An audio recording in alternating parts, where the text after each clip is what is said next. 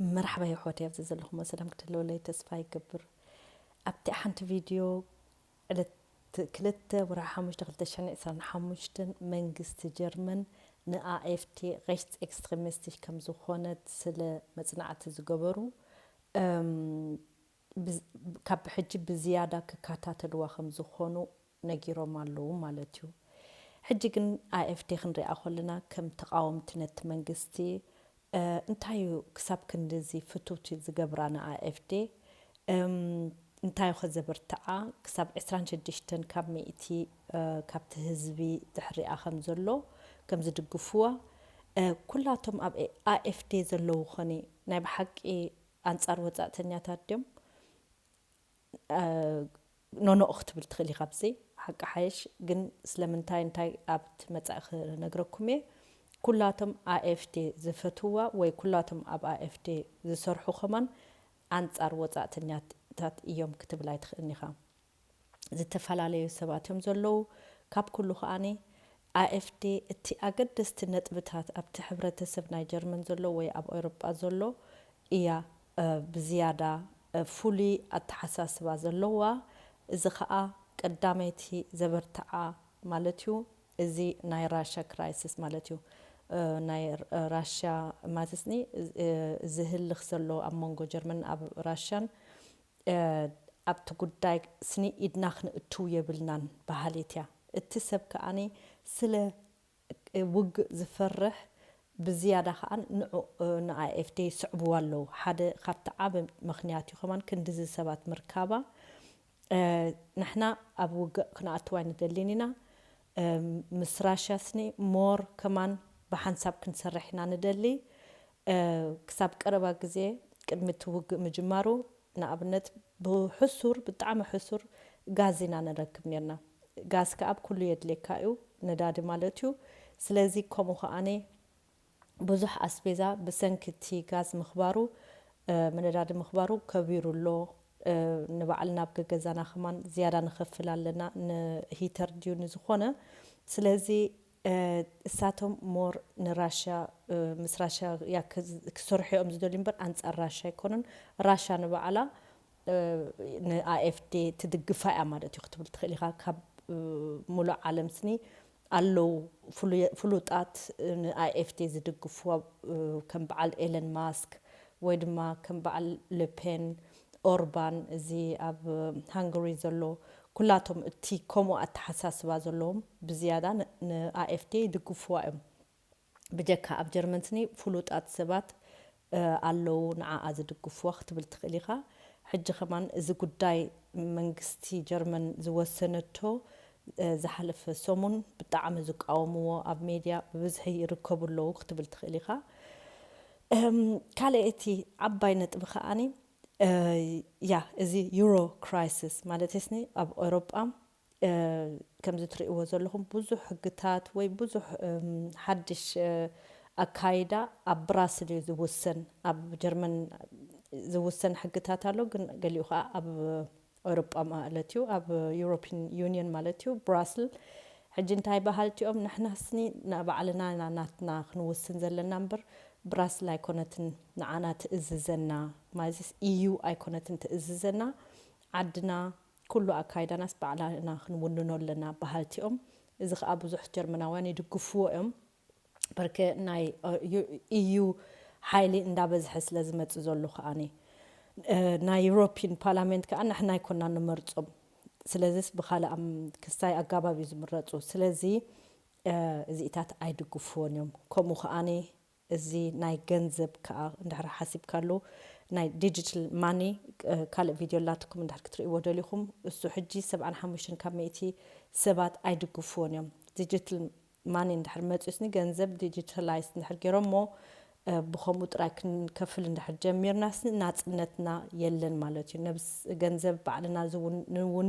نوننوس يلن أبي خاطفي خا انت خا غزيخا ساعات كندي خا غزيخا أبي خا خفيلكا كل سني كستايو ريجستاتيو انتاي تقبرو لخا جنزبكا خندي تريف كالو إذا خا سني ناصنت أيكونن نحنا عين دقفونينا زبل እዮም ዝብሉ AFD ብዙሓት ጀርመናውያን ከዓኒ እዚ 100% ይድግፍዎ እዮም ማለት እዩ እቲ ገንዘብና ናይ ቀደም ኢና ንደሊ ከምዚ ሕጂ ዘለዎ ካሽ እምበር ናይ ግድን ብግዴታ ክኸውን የብሉን ዲጂታላይዝ ክኸውን የብሉን ባህልቲኦም ኣብዚ ከዓ ብዙሓት ደገፍቲ ኣለዎም ማለት እዩ ከምኡ ከዓ ብጠቕላላ እቲ ናይ ኢኮኖሚ እንድሕር ሓሲብናሉ ብዙሕ ግዜ ጀርመን ካብቲአን ዝሃብቲ መዓዲ ኣብ ኤውሮጳ ስለ ዝኾና ንብዙሓት ኤውሮጳ ዘለዎ ሃገራት ድኻታት እኹል ዘይብሎም ወይ ክንድኡ ኢኮኖሚ ዘይብሎም ብዝተፈላለየ ፕሮጀክት ትድግፎም እያ ብገንዘቦም ማለት እያ ብገንዘብ ናይ ጀርመን ማለት እዩ ስለዚ እዚ ከዓ ኣይድግፍዎን እዮም ስለምንታይ እቲ ንሕና ብዙሕ ቀረፅ ኢና ንኸፍል እቲ ቀረፅና ከዓስኒ እቲ ንኸፍሎ ቀረፅ ከዓ ኣብ ዓድና ክተርፍ ኣለዎ እምበር ናብ ሙሉእ ዓለም ክዝርጋሕ የብሉን ወይ ናብ ካልእ ዓድታት ተዘርጊሑ ኣብ ካልእ ዓድታት ፕሮጀክት ክትከፍል ወይ ውሕስና ክትወስድ ኣብ ገሊኡ ኣሎ ጀርመን ውሕስና ዘለዋ ማለት እዩ ማለት እሳቶም እንተኦም ካልኦት ሃገር ክኸፍሉ ዘይከኣሉስ ጀርመን ክትከፍለሎም ማለት እዩ ካብቲ ናይ ብዝያዳስ ጀርመንያ ብብዝሒ ትኸፍል ኣብቲ ኤውሮጳ ከማን ኣብቲ ዩሮፒያን ዩኒየንስኒ እሳቶም እቶም ሓየልቲ ዝበሃሉ ብዝያዳ ገንዘብ ዝኸፍሉ ስለዚ ኣብ ከምዚ ከማን ንሕና ስኒ ኣይንድግፎን ኢና ቀረፅ ዝያዳ እንድሕር ኮይኑ እቲኦም ትካላት ከማን ናብ ካልእ ሃገር ከይዶም እዮም ናቶም ትካል ዝኸፍቱ ትካላት እንድሕር ከይዶም ከዓ ሰራሕተኛታት ክወፅኦም ካብ ስራሕ ክሰኣን እዩ ዝዓዲ ዓድና ክደክም እያ እቲኦም ቀንዲ ምሁራት ሰባትና ከዓ ደድሕሪ ትካላት ኢሎም ናብ ካልእ ሃገር ምስቲ ትካላት ክኸዲኦም ስለዚ ዓድና መመሊሳ ክደክም ጥራያ ንኻልኦት ክንድግፍ ኢልና ንሕና ናይ ዓድና ቅድሚ ኩሉ ክንገብር ኣለና እምበር ናይ ካልእ ሃገራት ኣይኮናን ክንገብር ዘለና ከምኡ ከዓ ኣብ ካልእ ሃገራት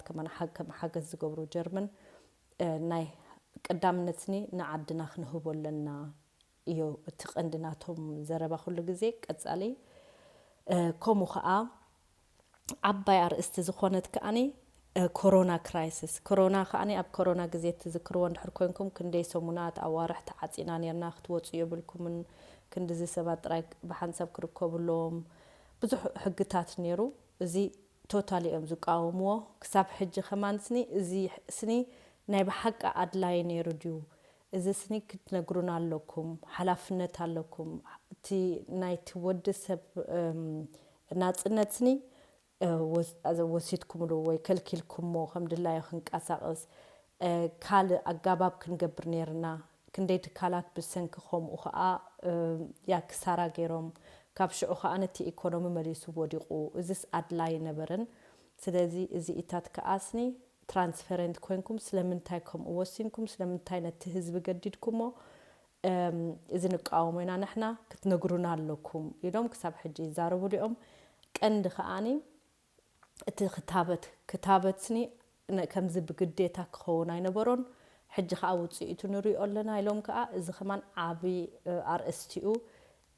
ኣፍ ኣባይትን ክንገብሮ ኣለና ማለትስኒ ክትነግሩና ኣለኩም እንታይ ሓላፍነት ክትወስዱ ኣለኩም እዚ ዝገበርኩሞ ስኒ ልክዕ ኣይነበረን ንሕናስ ንቃወሞ ኢና ኢሎም ከዓ ኣብዚ ብጣዕሚኦም ነቲ መንግስቲ ዝኸስዎ ህዝቢ ከዓኒ ኣብ ከምዚ ነጥብታት ብዙሕ ዝድግፎም ክትብል ትኽእል ኢኻ እዚአን ኩለን ነጥቢ ከዓኒ እንድሕር ሓሲብናሉ ኩለን ኣገደስቲ ነጥቢ እየን ካልእ ከማን ኣሎ ግን እቲአን ቀንዲ ኣገደስቲ ነጥቢ ነቲ ህዝቢ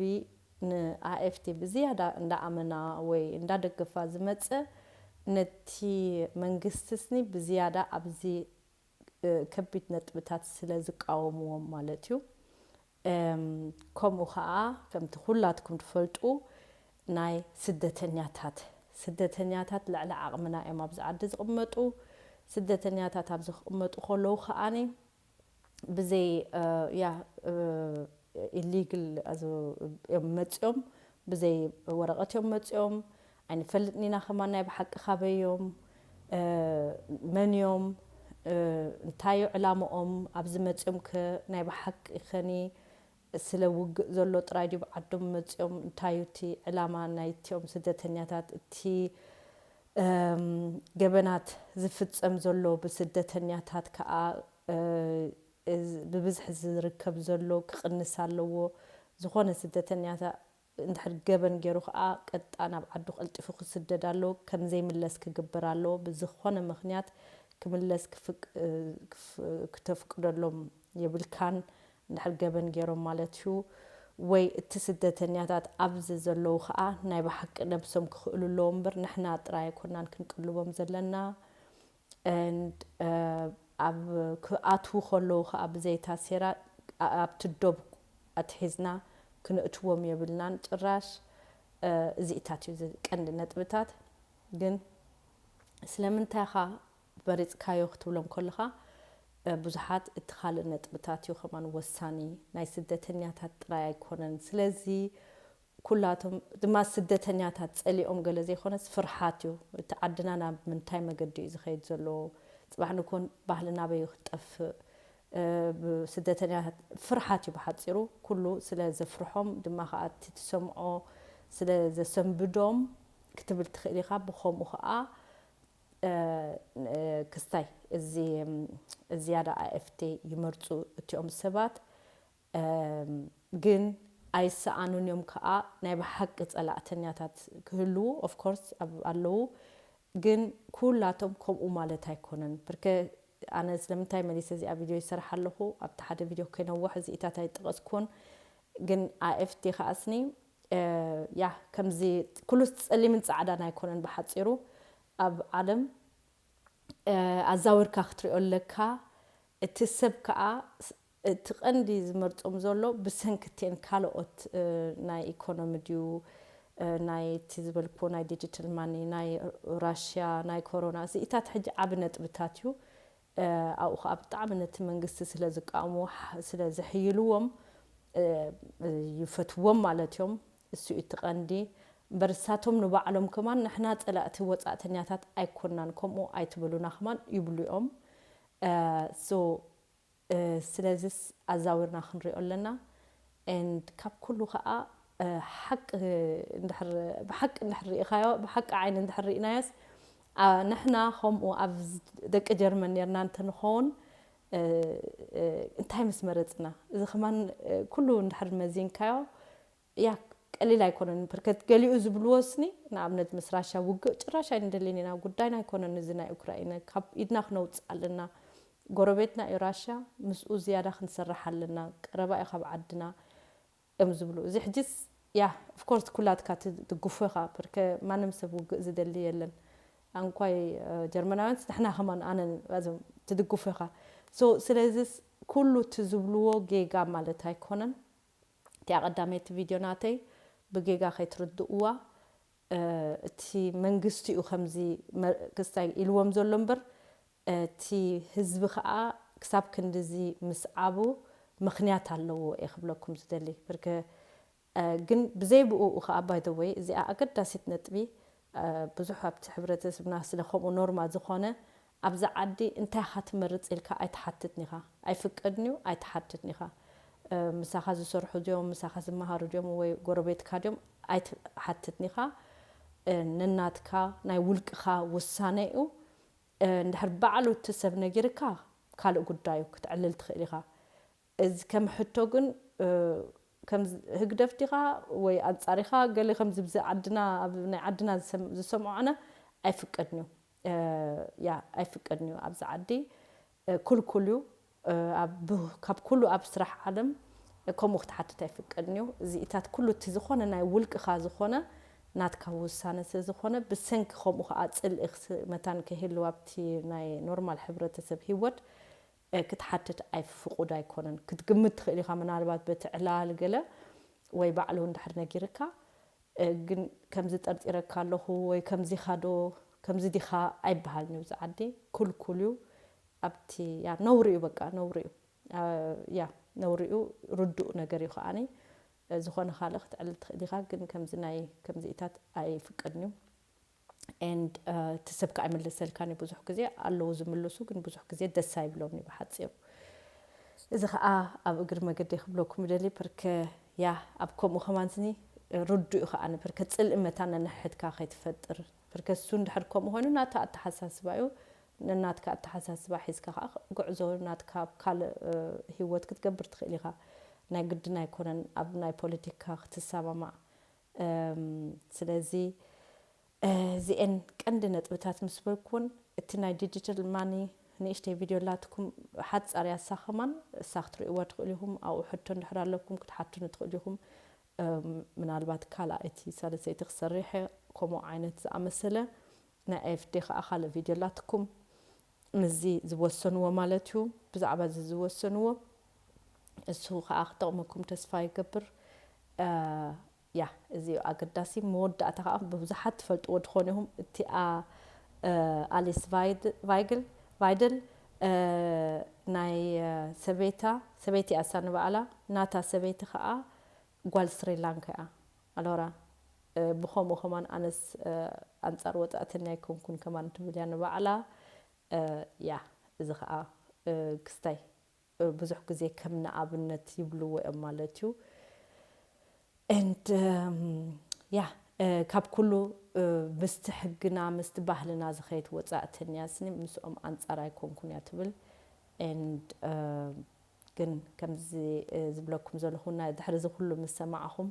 أبعدنا نيركم تدخونوا جرمن كعدكم نيران تدخون إذا حد جرمن عدكم يا إذا خناتات كله تريوا لهم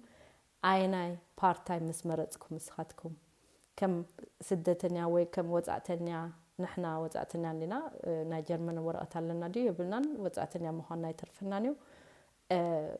and انت عينت part time مسمرتكم دك جرمنا بحق نيركم تدخونوا حتى كوميدي أب تحت تصحفوا لي thank you كسبك تصالي جزي باي